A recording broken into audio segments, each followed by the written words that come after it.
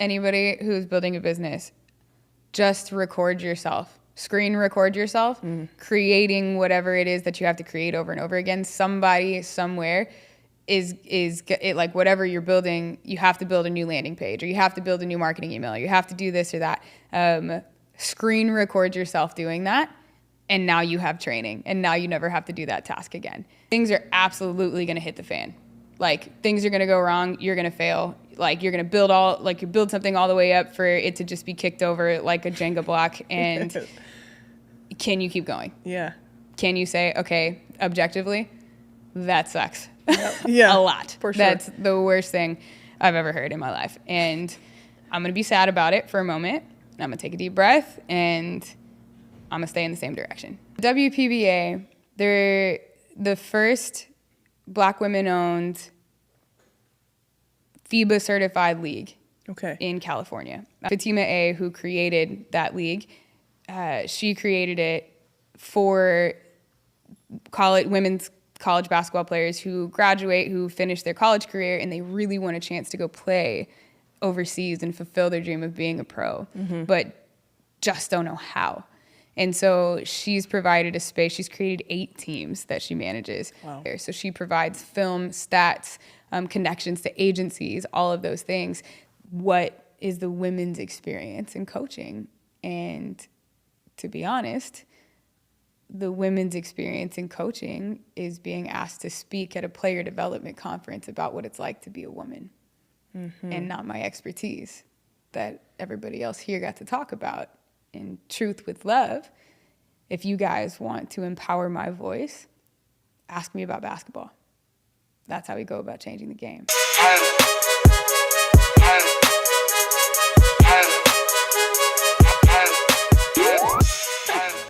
What's up, you guys? Welcome back to the Stats to Assets podcast. Today, I'm here talking pro basketball, pro shooting, talking business, talking women's basketball. I'm sitting here with somebody that I've been stalking a little bit. I always stalk my guests, so I did it again on LinkedIn.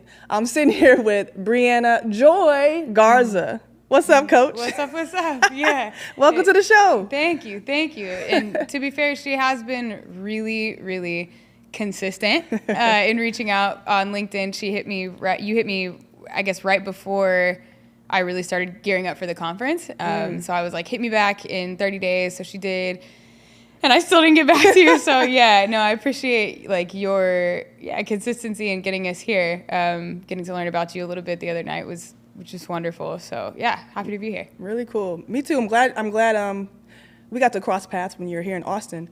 When I saw you I think I first saw you on LinkedIn and then tried to find other content, and I just loved what you were doing. I loved that you were teaching women's basketball, and you just look really like professional, like you know what you're talking about, right? And I love sharing the backstories and backgrounds of people like yourself. So, women's basketball fan, of course. Got to get my ladies out here. But Coach, for anybody that doesn't know, who you are and what you do, can you kind of give us a little backstory, who you are and what you do? Yeah. I am a professional shooting coach.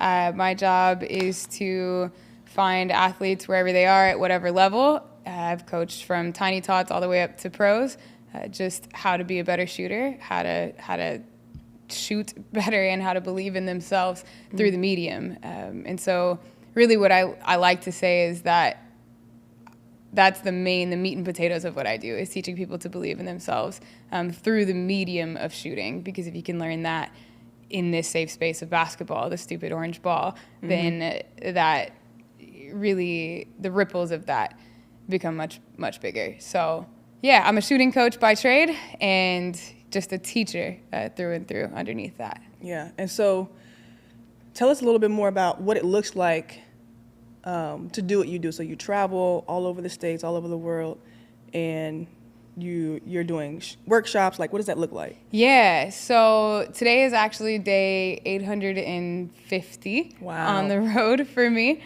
Traveling around doing this job, and it wasn't necessarily planned that way, but started with a 90-day tour doing camps. So I'll run camps and clinics both for athletes and for coaches, And I do that wherever the need is. And so generally what happens is somebody hits me up on Instagram or on LinkedIn and says, how do I get you here for a camp? And I say, well, you just ask. And then we jump on a Zoom call and we make it work. But yeah, day to day, it looks a little bit different. Right now I'm building a lot of online products to serve just larger amounts of people, since I can't be everywhere that I want to be. Mm-hmm. And yeah, so 850 days of just building towards a curriculum that's simple for a pro to a tiny tot to really improve on the most important skill in basketball.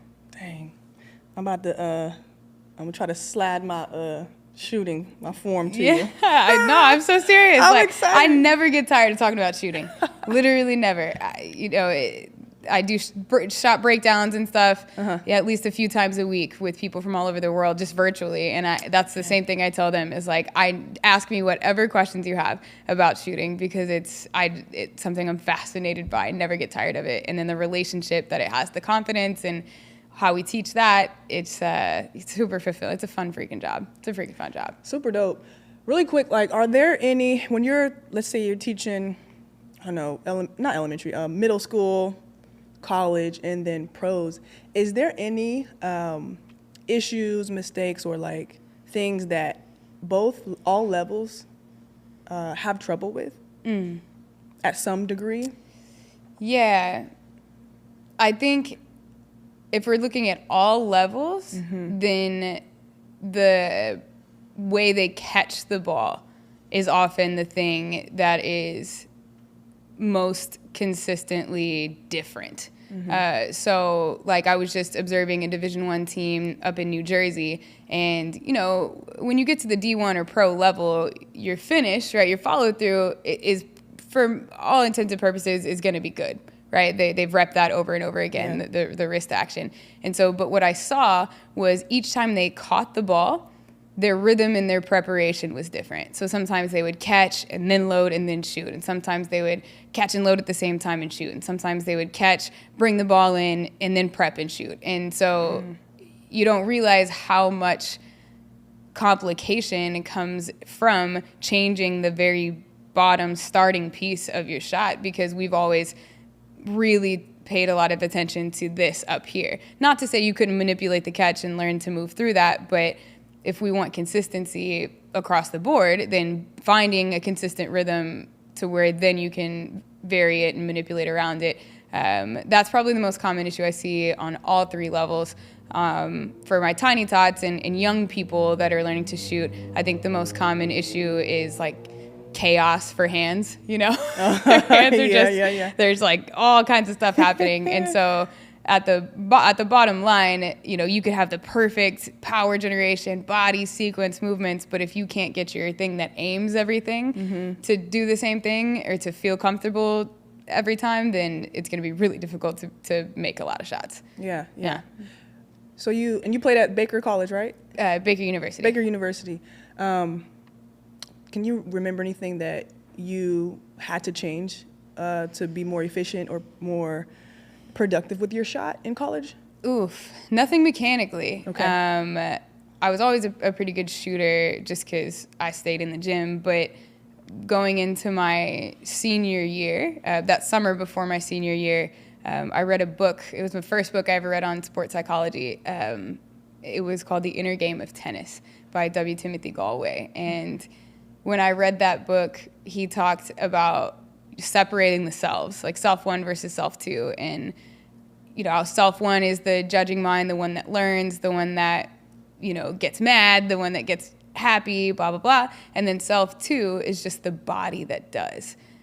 So learning how to separate those two things, and when you go play and you're in competition, just to let your body do what you've trained it to do and be neutral in your thinking. Where if the ball went in or the ball did not, you just shrug your shoulders and say, how about that? And you keep it moving. And so shifting that allowed me to show up in a completely different way as a player, because now I wasn't letting the last play really impact what I was doing next. If I made the shot or if I didn't, it was I just called it in or out and didn't attach any judgment to that. because of that work I had done throughout the summer, along with some other stuff that I got from that book. But that was the major change I made, not necessarily in my shot, but in my thoughts. Ooh, not in the Bars. shot, but in the thoughts. Bars. I love that. No, it's really, I think that's really key. I remember even shooting for free throws, like not my shooting, but especially with free throws. I had senior year, I had an issue, like just nervous about, I don't know, I wanted to make the WNBA and all these things, you know, and I hated getting fouled. I didn't want to go shoot free throws. It was the weirdest thing. But I think I made that switch of not judging myself for a miss or not, I don't know, putting myself in the place of like being scared to miss and not caring. So like that's something when I did coach, like I would try to teach kids to like try to not care about the result and just shoot your normal shot, you know, something like that. But it's very psychological. Totally. I mean, I think it's really physical up until a point where you're good at shooting now. Like once you get good at shooting and you know how to make shots, I think then it's where it becomes more of, you know, a mental game of really just constantly reminding yourself of the fact that success is not linear, right? That we have this idea that success, like if you work really hard, you have success, and it's just one line. And with shooting especially, it's not like that at all. And so, yeah, that constant reminder, teaching athletes as you are learning this, as you are looking to get towards mastery in this, that you will absolutely have slumps where you're not going to make shots, you're not going to know what's wrong, and can you have the wherewithal to keep it moving through those things? And how can we as coaches support them in constantly reminding them that their worth isn't equal to their wins? And that's like all wrapped up in, first, like the baseline of understanding your own shot. It's really hard to improve upon something that you don't understand. And so that's where we start is, can you understand your own shot from a physics standpoint, mechanics, biomechanics, all of that? Then you have all the tools you need to really get good at it physically. And then from there, can you, like as you said, not put so much stress on the results and more stress on not the speed at which you're getting better, but the fact that each day you're moving in the same direction. Yeah. Super dope. So what was it that made you choose being a shooting coach versus any other type of skill within basketball? Oof. You know? Because shoot or shoot. Yeah, because shoot or shoot is right. Because shoot or shoot. Man, I thought I wanted to do player development in college. And so that's what I got my degrees for. My first master's was in sport and performance psychology, but my emphasis was in skill acquisition and skill adaptation. Wow. And then from there, I took a gap year and decided, after a break, to get back into basketball by going in and being a GA at my alma mater, Baker University. And from there, I was learning, teaching, being in the gym, and I was working in an environment where there just wasn't enough joy in the gym for me. And it was the hardest decision that I ever had to make in resigning from that position at semester. So I only worked, college ball, this thing I thought I always wanted to do for a semester. Kept getting a degree that I had signed up for, which was instructional design in human performance technology. So I ended up with 2 masters from that, which is great. But like when I resigned from that position, I was sort of at this place where I could either go back to bartending and that's a good living and I liked people and all of that, or I could stay in basketball. So I was working for a company who just opened up a facility in Phoenix. And I was just like, well, I'm going to move to Phoenix. And so I packed up a U-Haul and I started driving, and I called him on the way and I was like, yo, I'm on my way. If you want to hire me as a trainer, I'm going to be there. And they were like, okay.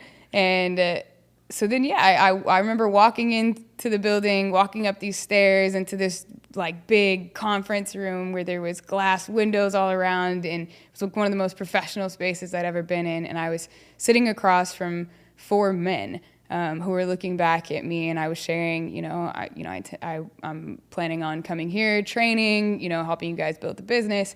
And it's so funny that this is such a core memory for me, in that it was the very first time I remember using my voice as a woman in the space. If you are a coach, consultant, or a content creator, I want to work with you. I want to help you launch a paid online coaching community and scale your monthly revenue to $20,000 or more. If you teach, educate, or can create a life-changing transformation for your audience, I can help you monetize your expertise. So many creators like yourself that are experts in their fields are missing out on monthly revenue and leaving so much money on the table. And I no longer want that to be you. If you don't have a huge following, don't worry. With the systems I have created, we can still launch a successful and profitable community with a fire offer for your audience. I'm looking for 5 creators to partner with, and here's what I'll do for you.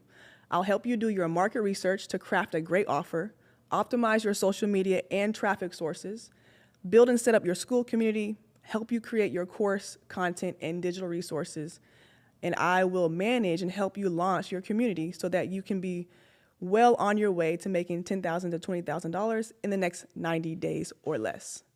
The best part is I do this work for you while you get to continue focusing on being a creator and a coach. DM me the word school, SKOOL, if you are ready to get started. As a very young woman at that time. Oh. And I think I was 26, around there, 26, 27.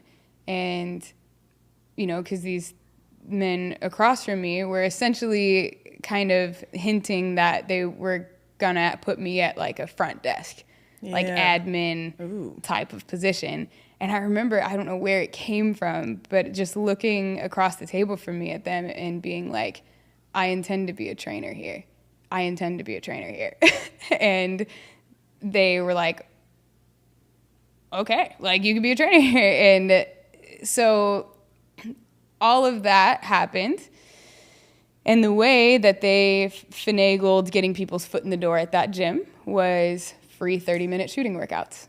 And so and then it was up to us to convert them as a client. And so I had to get really, really good at teaching people how to feel like a better shooter in 30 minutes. Wow. And which is a hard thing to do. For sure. And so I just got reps, 10,000 hours, I would have like 14 of those a day sometimes, or it would be a 7-hour day of back-to-back 30-minute shooting workouts. And then I would go home and I would study it. And I just became fascinated with it, started to develop my own language around it, how to explain it. And then there was a moment in there where my friend Diego was introducing me to a client that he didn't want to work with, honestly, because their shot was bad. And he said, man, this is our shooting coach. And that was sort of where I started. That identification came from a friend of mine who believed in me. Yeah, okay. And so then I started calling myself a shooting coach, and that's sort of where it all started. And then October of that year, that was supposed to be a 3-year gig. I would still be working there today. But October of that year, the CEO flew down and told us that in December we were going to be out of a job, that they were closing the doors to the facility. They weren't going to renew their lease, and that we didn't do anything wrong. And, it was all like, it happens. Like, there was no bad blood there, but it was just an unfortunate case of collateral damage. And so I went home that night after another 14-hour day of training.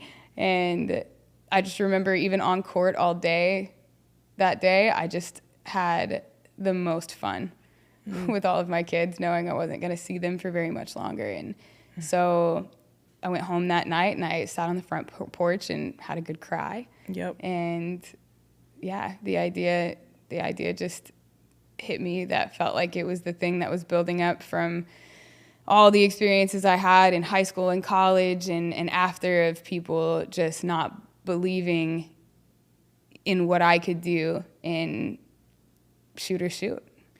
So that's how the whole shooting coach element came to be, and then made a design and a t-shirt brand first. And then, it'll be 3 years of building that was October of 2021. So this October will be 3 years of building the business and a shooting coach. Who knew? You know?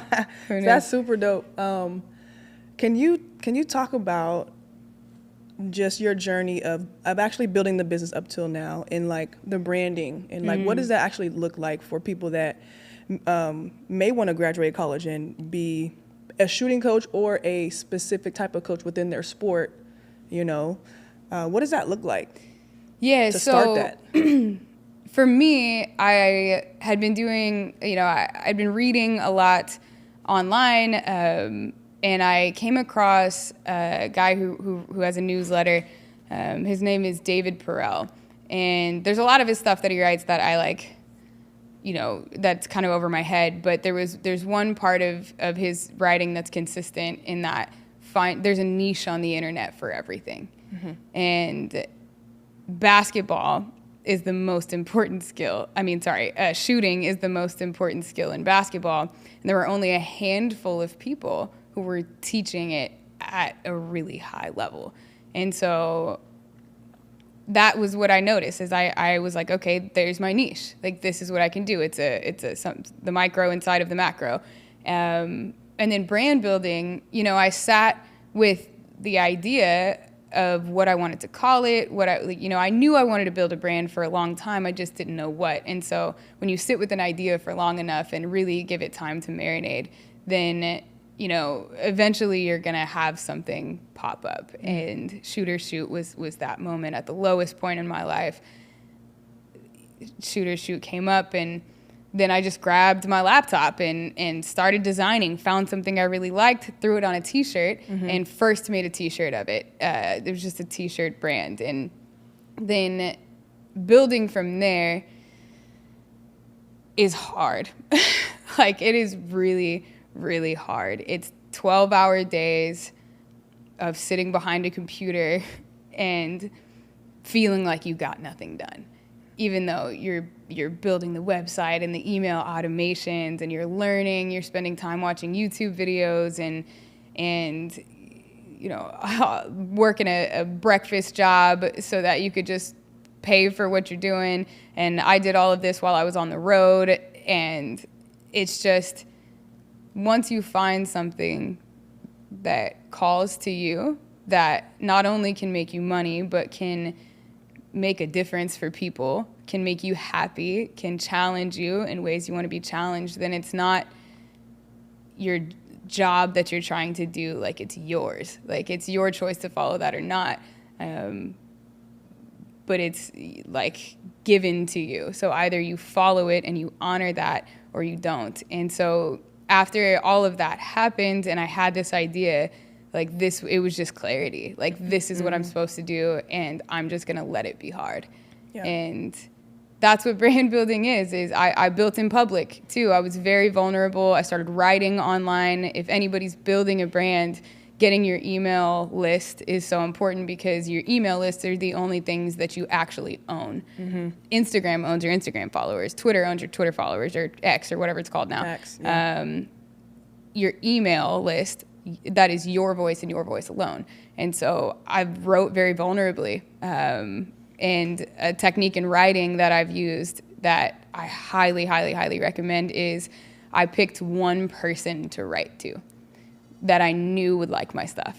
So at the time I was training a semi-pro named Kiera, and Kiera just like always showed me love and flowers and thought that I was like, the best trainer ever. And so I knew that no matter what I wrote, Kiera would like, and there's a million other people who think just like Kiera. And so that helped me write clearly and without fear, because I would just write to her. Yeah. And then everybody else sensed the comfort that I was writing with, and being unafraid to share my story through all of the value I was bringing people as well. That's building a brand, is how do you build something that people can believe in with you as you're building it, even if you have no idea what you're doing. Because that's what running a business is I really have no idea what I'm doing most of the time. I just keep doing stuff. Again, direction, not speed. Right? Yeah. So we just keep it moving in that same direction and trusting that if you are going to be willing to go through hard stuff to keep this thing going, and understanding it's not about you at all. Those things have really pushed me forward in brand building. Awesome. I laugh because I have heard that some entrepreneur or some other podcast say that they didn't know what they were doing the whole time. It's really, we have this idea. It's so true. Yeah, when we go into a restaurant or a corporate or whatever, like we have this idea that, oh, like, wow, these people really have it figured out. And it's like, no, we don't. We really don't. We're just figuring it out as we go, and we're unafraid to make mistakes. Like you were just talking about, not being results focused, and like I've made a ton of mistakes. Really it's expensive to make mistakes in business, and if you can understand your mistake and then fix it the next rep, I mean, that's how you achieve mastery in any skill, not just business, but that's how I teach shooting as well. Yeah, very cool, very cool. So on your journey so far, has it been welcoming? Has it been fair as far as, you coaching basketball, women's basketball, and there's probably a lot of male coaches as well, right? How has the experience been? Yeah, overwhelmingly positive. Good. Overwhelmingly positive. Most of I run a coaching community that we meet every other Tuesday, and most of the people in my community are grown men, men that are in their 40s, 50s, 60s that are interested in shooting at a really high level like me, and are absolutely unafraid to learn from somebody who doesn't look like them and is younger than them. Yeah. And that always just baffles me. I get on those calls and I hear about their kids, and I pour into their kids. I've met several of them because I've gone in their area and done camps, and so overwhelmingly the experience that I've had from males in this industry has been like love and respect and flowers, and how can I help? Can you come to a clinic over here? Because I think really good coaches who are men recognize how powerful it is for their girls to get coached by somebody who looks like them. Not just their girls, but their boys too, to get coached by an expert in the field who's a voice that isn't theirs. If I had a nickel for every time I heard a coach or a parent say they just need another voice, man, I'd have several nickels. I'd have several, yeah. I've heard that a lot too. Yeah. For the entrepreneurs like yourself coming up, anybody that wants to start a type of business, what would be like maybe 5 actionable steps for them to actually, let's say, get their first camp going or get their first client? What do they actually need to do? Yeah, I think social media is a free billboard. Hey, if you are interested in monetizing your expertise as a coach, instructor, or consultant, join my free school community where I teach you how to create and launch your own school coaching community. I teach you how to build a monthly recurring revenue of at least $10,000 a month. With this same business model that I'm teaching you, other creators and coaches have scaled their revenue to $30,000, $50,000, or even $100,000 a month. If you can create a specific transformation for your audience, you need to have an online coaching business, and you need to start a community on school.com. Click the link in my bio, go through my free course to get started, and join my free group coaching calls to find your niche, how to do product market research, how to build and record your course content, and how to launch your community in 30 days or less. If you start your school community with my affiliate link, I'll throw in a few more bonuses for you to scale your business to $30,000 or more in 90 days. Okay. To show people who you are and what you do. So that's one of the first things I started doing is I just started taking my socials really seriously. I posted every day. Yeah. And not because I thought I was going to get a ton of likes or anything on it. There's plenty of people I know who have little to no social media following, but people are still going to go to your social media page to see who are you, what do you do? So that's one actionable step is can you be consistent in showing people what you're doing? Second would, of course, be the email list thing. And a super simple way to get people on your email list is just to create something, some sort of tool that's, and spend some time on it, make it valuable, and then give that away for free in exchange for, hey, if you subscribe to my email list, I'm going to give you this free DIY shop breakdown guide, which is what I did. And so that's enough. Or even I've seen people give away a free video, quote unquote, that they already have on YouTube that you could just go look up by yourself. So even the act of giving something away makes people want to come and follow your brand. That would be the second thing. Third thing I gave earlier is just writing online, getting your email marketing, your sequences automated so you don't have to sit there and do it every time. Just spending some time on that. Number 4 would be I did a ton of just outreach, like asking people who have been in the industry longer than me these sorts of questions, connecting with them, trying to bring value to them before I had any ask for advice or anything like that. I would, review their, all their teachings and stuff and say, hey, I really like this. On page 3, you actually misspelled this word, right? Something small like that shows a ton of incentive on like, hey, I just care about you and I want to learn from you. And not being afraid to just say like, I don't know how to do this. Can you teach me? Because we're teachers in this industry. Like, heck yeah, I can teach you. Like, thank you. I spelled that word wrong and I didn't want to. Like, thank you for doing that.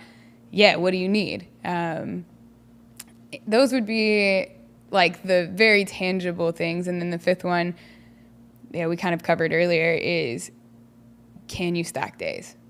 Can you stack days when you don't have any evidence in front of you that stacking is happening? And I was just this morning reading, Sahil Bloom is another writer that I follow. He writes twice a week, The Curiosity Chronicle, and it's so good. And today, my man went off. Oh, he went off. He quoted Seneca when Seneca was talking to a friend of his, and he said something along the lines of, don't try to escape moments of life that have dread or that are hard for you, because those are just like the taxes of life.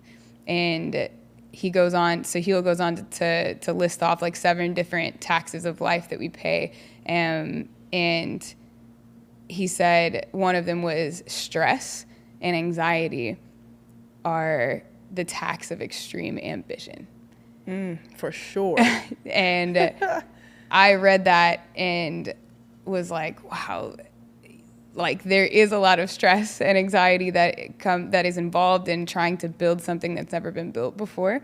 And he likened it to bamboo, right? Bamboo can grow underneath the surface for 3 years, 10 years, 50 years, right? And you don't know, like you don't see it at all. And then the very next day you can come out and then within 24 hours it's grown to 25, 26 feet all overnight. I heard that before. That's crazy. Yeah. And so you never know which it's going to be. Some bamboos grow faster, some grow slower. But yeah, like meditating on that, in that article, I mean, he had a ton of good stuff. Like the other one was the tax on self-transformation is loneliness. And yeah, the price of doing business with the gods is loneliness. Is solitude. Okay. But it doesn't have to be loneliness, is what I have to say to that. Is maybe solitude would have been a better word than loneliness in that one. But yeah, all of that being said, like, can you just have something that makes you happy enough to wake up on a bad day and still want to grind on this thing? And sometimes you're going to have to manufacture it, which is what we learned as athletes, right? We're not always going to feel motivated, but we got to show up at 6 a.m. practice, even if we want to like throw ourselves down the stairs and act. Not like, down the stairs. Sorry, coach. I can't come. It's 6 a.m. Dang. Too far? Too much? Too much. Okay, No. Yeah, for sure. It was, so my tip for myself was like, just get there. Just get to the gym and it just goes from there. Just get there on time. Maybe sleep in your jersey. A lot of my teammates did that. Yeah. But I mean, 5 a.m. practice. What else are you going to do? Track. Especially track practice. Not even just get on the court, but go meet at the track. For what? Oh, the track. You mean for basketball? Yeah. Oof. Preseason, a mile. Yeah. It was the worst thing. I had a teammate one time that we were doing sprint. It was we were done a track workout, and the last thing we were doing was 20, 30-yard sprints or something like that. Right. 20 of them. And he was like, this is the last thing we have. 30-yard sprints. 30 yards. And so I remember finishing the first sprint. We turned around to do the other one. I had a teammate go, okay, only 19 more. Only 19 more. I just want to fall. Yeah, track workouts. I'm glad most. How do we make it through those? We've evolved. Well, I frankly didn't. Yeah, I did. I didn't either. I threw myself down the didn't stairs. Even make it. I was on the side luckily doing like abs and stuff. Ooh, I couldn't have made it, boy. I could not. I did want to ask, was there any moment in your career where you were like, damn, is this really what I think I want to do? Right? Because it got hard or it just got, I don't know, some struggle you were trying to deal with? Yeah, I mean, several every day. times. No, yes, yeah, no, several times. When it was December of 2022, actually, I had been on the road for about 7-8 months at that point, and I had gotten a long-term Airbnb just for a month in Dallas because I was working on building building content and with an app that I was working with formerly. And there was this moment where I had a choice to either buy a house and pay a mortgage or invest in my team and hire somebody to help me and pay them fairly, which has always been something that's really, I've held close to me, is making sure people feel their value, not just in the words that we say, but tangibly in paying them in dollars, for their time. Another part of business is things are absolutely going to hit the fan. Like, things are going to go wrong. You're going to fail. Like, you're going to build something all the way up for it to just be kicked over like a Jenga block. And can you keep going? Yeah. Can you say, okay, objectively, that sucks? Yeah. A lot. For sure. That's the worst thing I've ever heard in my life. And I'm going to be sad about it for a moment. I'm going to take a deep breath and I'm going to stay in the same direction. Nice. So that was one of the moments where I was like, I don't know if I want to do this. It would be so much easier to go back to bartending. Slinging cocktails. Slinging cocktails for, that's what I did in my gap year. I was a bartender at the Chili's in Decatur, Texas. Okay. Hi, welcome to Chili's. Yeah, shout out. Yeah, and it was good living. I mean, I liked people. I like connecting with people, and people go sit at bars to connect with people. So it worked out just fine, and being a shooting coach is cooler. Okay. It's cooler. Quick question. That time frame where you got off that call about the non-compete and you found your differentiator, if I can talk today. Like, what was that time frame? When you figured out how to change your business model? 48 hours. Nice. Okay. I was just curious. Yeah, you turn it around. Nice. You keep it moving. Like, one of my favorite movies is Interstellar. Murphy's Law. Whatever can go wrong will go wrong, and it's about how we can respond. 48 hours. I mean, I let myself sit with it and be sad about it for a day. And I think that's important too, to not just pretend things don't matter, because they do. Pretend things don't impact you emotionally, because they absolutely do. So I let myself sit in that and be sad and sulk about it for a day. And I think because I can really let myself sit in those things, then I think inside of that are where epiphanies live. Because if you just try to put it away and keep going, then you're not really dealing with all of the things and the ideas that are swimming around. And I mean, it doesn't mean you ruminate and think it's the end of the world, but yeah, I've several times along this journey just really let myself sit inside of sadness, and inside, or at the, as in the coming out of that sadness, are where some of my best ideas have come from. Absolutely. Mm. You really mean 24 hours. So you sat in your sadness for a day, you said, and then. Yeah. I'm being technical. No, okay. Yeah, okay. Well, I mean, yeah, somewhere in there, 24 to 48 hours. That's awesome. Turning it around. Yeah, just, that's what it's like to run a business, is you pivot. Yeah. You pivot. All right, Coach, you got some cool stuff popping. So tell us about your app that you've been developing, and then I definitely want to talk about Changing the Game nonprofit, right? Yeah. Let's do it. Man, the Shooters Shoot training app is an idea I've been developing for, the last 4 years. Since I really started leaning into this shooting coach thing, I've always known I wanted to have some sort of resource that was just better than what we currently have out there. And I've used training apps and I've used, training programs, and there's always this element of like, either they're too much, there's like way too much to do on each day, and then it becomes too intense. And then, on the other hand, sometimes it's too easy. And it's like, I think the mark of a true teacher is when you can train an intermediate and an expert in the same room. And so that's through, sports psychology, skill acquisition, the psychology of happiness, which I studied at LinkedIn in grad school, and then obviously the curriculum I've developed around the science of shooting and how we use physics in that. All of that I just built with in the back of my mind, knowing I wanted to build something from all of this information. And so I was in Cleveland last year, right before the conference, the Changing the Game conference at the Women's Final Four.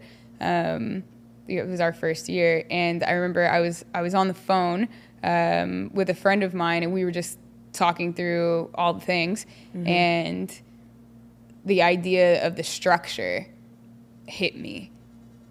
Again, sitting with an idea for long enough to let it marinate and become what it really can become. And I jotted it down, I scribbled it, and I looked at it, and I was like, this is it. And so the Shooter Shoot app, we're still in the beta phase, so we won't launch the daily shooting until December 1st is our very ambitious launch date, December 1st, 2024. And it's each day covers shooting holistically. So first you get a little piece of science, like 90 seconds to help you understand what it is you're working on that day. And then you're assigned a deliberate focus for the day. So in sports psychology and skill acquisition, a deliberate practice is finding a micro skill within the macro skill to improve upon, so that if you improve upon all the little micro skills, then the macro skill gets better. That, and the second part to deliberate practice is just understanding the mistake that you made, so that you can fix it the next rep. So we teach them understanding first, and then we give them a deliberate focus for the day. So for example, right now in the beta, the deliberate focus for the day on day 1 is stacking your body up, ankles, hips, and shoulders. And through all of their reps, so I wrote them a workout of different types of shots, but the workout itself can be really arbitrary, because it doesn't matter what kind of shots you're taking. If your deliberate focus is stacking your body throughout all of these shots, then you're getting better at stacking your body. Whether the shot goes in or it doesn't really matter to me. Are you getting better at your one thing? Right. So we have those pieces of it. And then the very last thing they're assigned each day is an act of light. So there's a ton of research on the correlation between higher levels of wellness and higher levels of performance. So, in short, happy shooters tend to make more shots. Okay. And so how do we train that part of it inside of an app? And so I created an act of light that they're assigned each day. So on day 1, for example, after they finish their workout, they look at their act of light, and it's take 60 seconds to text somebody in your phone a piece of gratitude. Somebody you maybe wanted to thank a long time ago, just never got the chance to. It takes 60 seconds to do that right now. Day 2 is, today as you're walking out of the gym or when you're around somewhere, go find 3 pieces of trash outside to pick up because it's just the right thing to do. Mm-hmm. Or hold the door open for somebody today, or go on a 15-minute walk. And so each day has all of these elements of shooting and really teaching them the very best research-backed ways that I've spent a ton of time developing to make sure they get better at the actual craft and skill they're trying to get better at by downloading a shoot training app. But also, how do I make them stronger, happier people? Because that will, in turn, lead to higher performances for them. And so that's the format, that's the thing, and they don't get the next workout until they complete the one before, so it doesn't become overwhelming where they see, so they're missing it every day. Yeah, so do it at your own rate, but all the days are going to kind of complement each other as you build up, and it's going to be 365 days if you work out every day. If you don't, then maybe you stretch out, you work out every other day, and now you have 2 years worth of workouts and things to learn and things that will improve your overall wellness. Nice.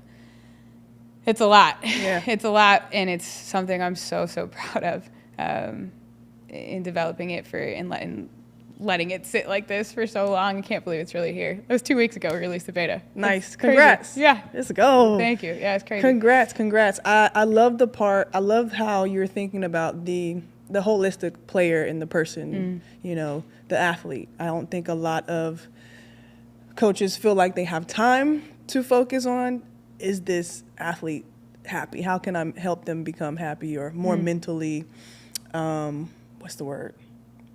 mental health, right? As they're going through just trying to become better at their sport. It does get there's a lot of pressure sometimes for young athletes, and I think that's really a cool piece. What'd you call it? The light? Active Light. Active Light. Yeah. Active Light. Love it. So how can people get a hold of the app?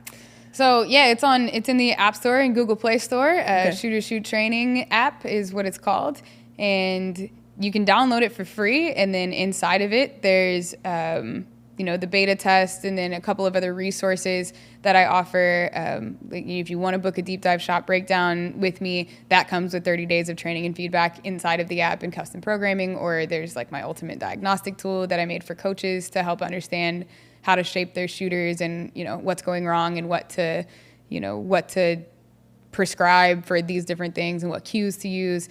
So really any tool that I'm creating is going to live inside of that app for coaches, athletes, parents as a resource. Sweet. Okay. Yeah. Cool. Sick. Yes, go. Got the app flowing. Bro, and that's the thing that's going to help me, not have to be on the road. Because doing the math, by the time I am going to stay on the road for one more summer at least, but that'll be like over 1,000 days on the road. Woo! Oh yeah, you got 850 what? 850-ish. I don't know, somewhere around there. Lost count. Yeah, out here it's killing crazy. it. But this is the thing I've been building towards for the last 3 years. So dope. Congratulations for sure for seeing it through. I know it's hard. It's hard to see things through, especially in entrepreneurship, because you have to do so much to keep the business going, and then that type of project has to have a lot of care, all that. So great job. I also have an incredible team around me too. Great job, team. Just beautiful people, and I catch myself like, dang, Tina, why are Tina and James working harder than me right now? Let me tighten up. So dope. Grab my laptop, and that's a great feeling as well, is having people who just care about what you're building too. That's been huge. Awesome. That's a good thing for anybody that's watching and wants to build a business or some type of business in sports, is do as much as you can at the beginning to get the ball going, get your brand going, but also don't hesitate to hire people that can actually help you. And learning how to create your processes. Super simple. Anybody who's building a business, just record yourself. Screen record yourself, creating whatever it is that you have to create over and over again. Somebody somewhere is whatever you're building, you have to build a new landing page, or you have to build a new marketing email, or you have to do this or that. Screen record yourself doing that, and now you have training, and now you never have to do that task again. So simple. do it more often, and don't be afraid to delegate, especially the small tasks. As soon as I was able to let go of some of those and be patient with the person I was training, it takes about 3 months to really get somebody in the groove, and you're going to feel like, okay, they're not getting it, about 90 days in or about 60 days in, and you just keep it moving. Give them about 3 months of grace, and find good people who care about doing a good job, who can actually do the job. Yeah. If you can find those 3 things in people, then your team is going to be sick. Sweet. And that allows you, like when you delegate, that allows you to go back into your creative mode, right? Your coaching, like that's what you do best. That's what you love. That allows you to go back into that more instead of behind the scenes admin and all that stuff. Yeah. Just preach. Testify. Yes, go. All right, Coach, tell us about changing the game. Changing the game, right? Changing the game. Yes. So now it's the Changing the Game Foundation.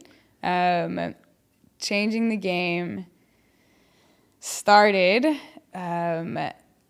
last spring. I was asked to speak at a player development conference. The first one I was ever asked to speak at, and they were already player development coaches that were really well known that were speaking there. And I mean, Phil Handy, Gannon Baker, Rob Voder, who's the shooting coach from the Miami Heat, Candace Wiggins, who's... Cybersecurity is one of the fastest growing, lucrative, and important industries in tech today. If you are interested in starting a cybersecurity career, start with Level D Careers. Josh Madiker teaches a great course on how to get your first role in cybersecurity. I've taken this course myself, you guys, and it is everything you need to start your cyber career from A to Z. You have access to a Discord where you can ask the instructor questions directly. You get to connect with other students having success, build your cyber projects portfolio, receive study questions for cyber certifications, and resume and interview prep. Click the link in the bio or use promo code EARNIE, EARNIE 10 to get 10% off your cyber course. Former WNBA, awesome. I think she's in the Hall of Fame now. And they asked me to speak, and I was like, why? Like, why me? And but I was like, absolutely, I'd love to do that. Tell me what you need to speak about. Tell me what you need me to speak about. I can talk teaching methods, skill acquisition. Rob probably already has a shooting science thing, so what do you need? And so they said, we're really noticing that in every event we've run, that all these conferences are like 95, 99% male in the audience. And so how do we get more women in these spaces? And I said, you have more female representation. Mm-hmm. If you want women to show up to your events, then you need to have women represented at your events. Mm-hmm. And so they said, okay, that's great. Like, yeah, so you're going to speak if that's good with you. And I said, what do you want me to speak on? And they said, can you please speak on the women's experience in coaching? And I said, okay, I got you, no problem.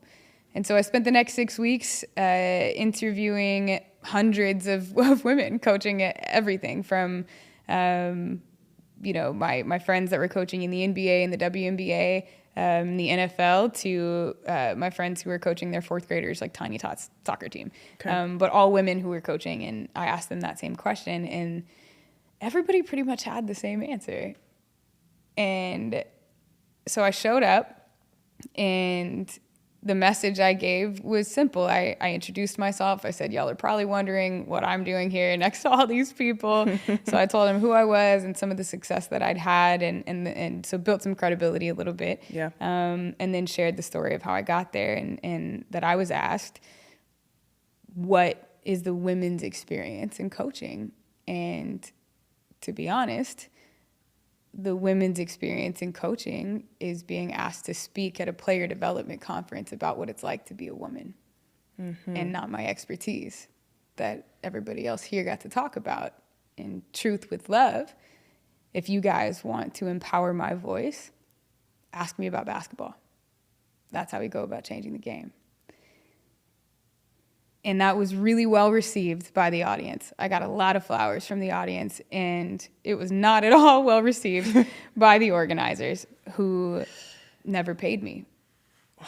And not only that, but like 5 months later, I got a back charge on my card from the hotel they put us up on that I left for incidentals for a room they never covered either. Wow. And so I sat with that for a while, and then I just had this moment. I was staying in a yurt in Montana next to a river of flowing water, and I had to walk down this big hill to get there, and at nighttime I had to like talk loudly so all the bears knew to just stay away. And I remember just sitting with it and having that silence and room to marinate and think, and I just flipped the table and was like, I'm gonna run my own conference then. Like, if they can do it, like, and I'm gonna run my own conference, and it's gonna be completely women led, and I'm gonna run it at the women's Final Four. And I had 7 months to do it. And so then I emailed Nancy Lieberman and her people and said, look, this is what I'm putting together. It's the first completely women-led coaching conference. There's, coaching and player development conference. There hasn't been one in player development. It's 2024. That's crazy. And this is what I'm trying to do. Nancy, are you in? And she said, yeah, I love it. I'll be in. Here's my fee. And I said, well, I don't have that fee right now. but if you're willing to take payments, I will make it happen. And so Nancy and her team, they trusted me. They trusted I was going to figure it out. Yeah. And so then I just built. I called up 9 of the most impressive women that I know who are all serving basketball in very different ways. One is a former sports psychologist from the San Antonio Spurs, who now is the president of the American Association of Sports Psychology. One was a biomechanist who's created her own technology of motion capture to help athletes understand and coaches understand movements and prevent injury. There was San Dixon, who runs It's Her Shot for Dick's Sporting Goods as the director of camps all over the country. There's, Jess Roz, who is a movement specialist that works with NBA college players, that's built a huge following. There's I could go off on Marky Freeman, Virgil Bustos, Beth Munoz, all of these people who are, impressive in their own right. And I told them the story and I said, I want you to be on this team. I want to do it at the Final Four, and I'm going to cover everything. I'm going to pay you. I'm going to get you there, and I got you. And every single one of them did not hesitate. They said, what do you mean? Of course I'll be there. And so then it was up to me to build it. And honestly, Ernie, it was the hardest thing I've ever done. The hardest thing I've ever done. I ate ramen noodles and eggs for 7 months. Wow. Because I had to pay my team to help me build it, and I had to pay the speakers, and I had to pay Nancy, and I had to find the venue. I moved to Cleveland for 2 months leading up to the Final Four just to network, put butts in seats, and I was still, paying for it, months after the thing ended. And being there, I think back to being there, having the staff there and the love and the connection that we prioritized, because that was the message I gave our speakers was it's not about us. Every player development conference I've ever been to, it's been a series of, and not always, I've seen some very good speakers as well, but a lot of the time it can tend towards speakers jumping up on stage and saying, look at me. Where I was like, I don't want that. I want us to jump on stage and say, look at all of you and what you're building and how important you are to this craft, even if it feels like, you're just teaching youth basketball. Excuse me. You're teaching the future, and you do belong here. And the connection, we limit the number of coaches that we allow in so that everybody can know each other by name. And it's just different. It's not a money grab type of thing. It's no, we want to pour into you as humans. And so the vision was really clear in that way. So we did it at the Final Four in Cleveland, and it's really hard to really put into words the entire apex of everything, of building, of having that experience, of not letting it of letting it make me flip a table rather than having me lay down. And, there was just so much that went into it for that. Marky Freeman was one of my speakers, and I fangirl over Marky. She's great. Special. Yeah, you know Marky. Yeah, worked a PGC camp that she directed a couple years ago. Yeah. I mean, she is just the best of us, right? And I remember her sort of like grabbing me on my shoulders after the conference. We were about to go sort of to a networking event at the Final Four, and she goes, "Brianna, I don't think you understand what you have done here." And I was like, maybe it's better that way. Maybe it's better that way. Tell me. But that's what changing the game is. We're keeping this core team of incredible women, and we're going to follow the location of the Final Four each year. And when I ran it the first year, I didn't know what I was doing at all. This, reference back to being a business and not knowing what you're doing at all. And so I ran it under my LLC, where this year we changed it into a nonprofit. So we, will hopefully be able to find sponsors to get behind the event a little bit easier than last year. And last year we found amazing people that got behind it, even though I was operating as an LLC. And so now changing the game is a foundation. So we're not only raising money for this event, the Final Four, that's going to serve coaches of women's basketball. Right now we're working on a project in Jamaica where we're sponsoring a coach. We're granting a coach several different rounds of fundraising because he's building one of the first youth academies in Jamaica. And he's pairing it with like literacy programs to make sure these kids are not just like hoopers but educated, because she was sharing with me, he was like, how athletic Jamaicans are. Yeah. And he was like, why aren't they playing basketball? And I was like, man, bro, that's true. Like run beat nuts, man. Yeah, running gun fast breaks. Like I get it. Yeah. And so supporting him in his mission, the Women's Premier Basketball Association, we've been able to raise money for that pro league out of the Bay to be the first U.S. team to represent America in like FIBA international tournaments on an international scale. And so with changing the game, the way we've built it is like anybody that's trying to serve women in basketball in any way, shape, or form, like now all of the events that I run, the reason I built the app, right, is so that I can have that perhaps be what turns my business, so that everything else we can do through this foundation and just put good out into basketball. And so that's what Changing the Game Foundation is. That's where it started. That's where it is now. And now we're just in a fundraising round for specifically for the Changing the Game Foundation and for our friend Michael Morgan is his name, the coach who's trying to start this academy in Jamaica, and then for the Women's Premier Basketball Association. Those are our three main events and people we're working towards building for impact. That's crazy. That's a lot of impact. A lot of impact. Just you having a coaching conference at the women's NCAA tournament. That's all women, and it's 2024, right? And it hasn't been done is crazy, and mind baffling. So like what you're doing is like it's really, really big, really, really big. That's why Marky was like, "Do you know what you did?"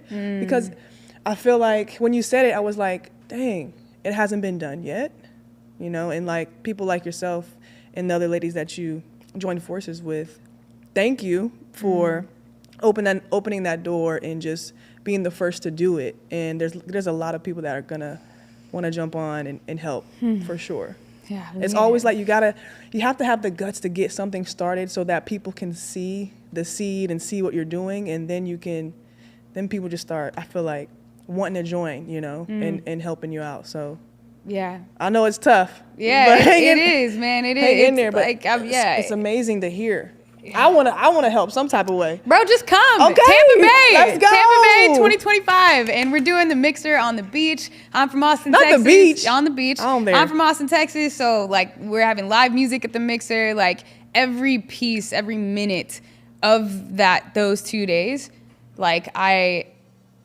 personally tailor for connection. Like the reason you go to conferences and stuff is yes, to learn, absolutely, and to take away notebooks full of tangible things you can do, but to connect. How many jobs have been created from the Changing the Game conference? How many people have worked with each other across the United States, how many coaches got hired, how many sponsors got new customers that are recurring revenue for them. Like everybody at that conference was like, oh no, this is a community. Like we got each other.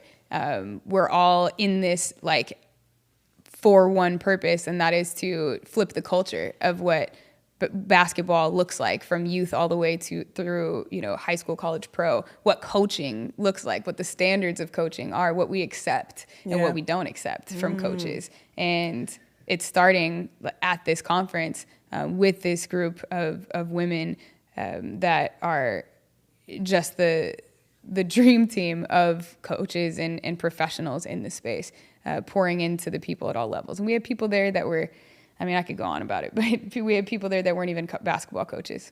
Like volleyball coaches from Canada were like, oh no, this is amazing. Like we want to go. And they got value out of it. And then, one of my speakers was hired by them to go speak at their volleyball organization. Nice. Just the sense of community and love and trust and connection that lived there was, it was really, really special. So Tampa Bay, 2025. We'll see you there. Ooh, okay. Tampa. All right.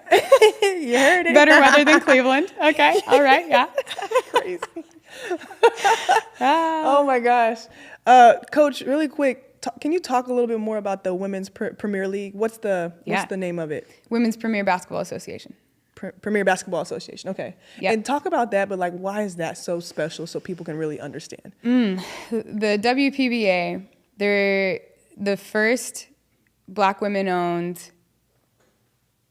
FIBA certified league in California. I think perhaps in the U.S., but I know for sure in California. And Fatima A., who created that league, she created it for women's college basketball players who graduate, who finish their college career, and they really want a chance to go play overseas and fulfill their dream of being a pro, but just don't know how.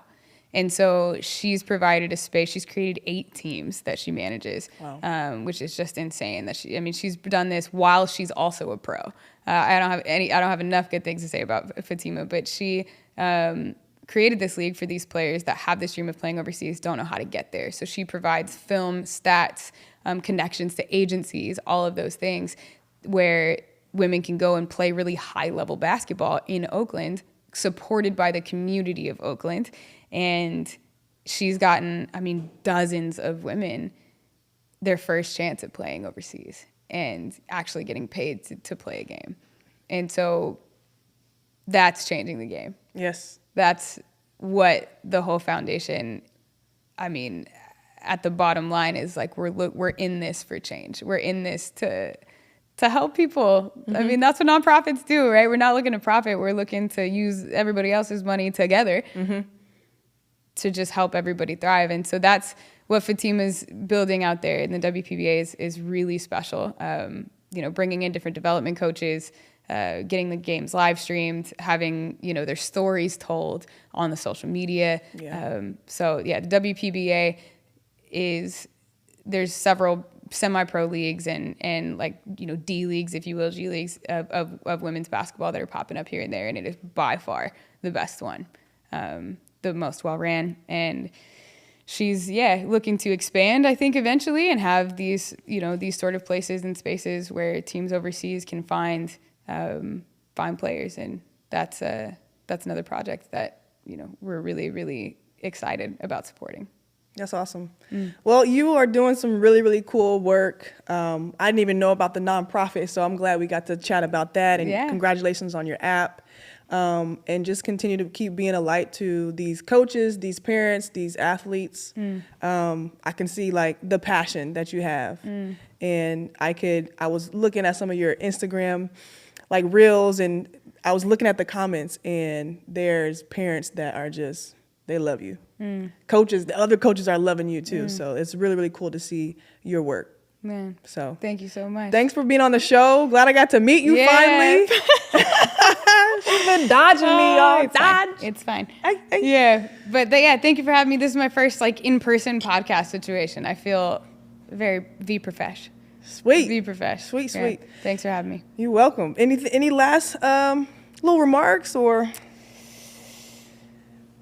closing remarks? Asks to the people? yeah, I think if you're listening to this and you have any interest in improving your shot, obviously, I built the training app to serve all levels at the same time, which sounds bananas, but it can really work that way. And then secondly, I just want to give a huge thank you to you for building this platform, and you've shared a little bit of your story with me and how you're building your brand and doing that by helping others build theirs. And I think there's something to be said about your heart for that, and like why that's going to work is because you're making all of this that you do about the people you can serve, and like that just resonates from you. So thank you for bringing me here. I appreciate you. Thank you, Coach.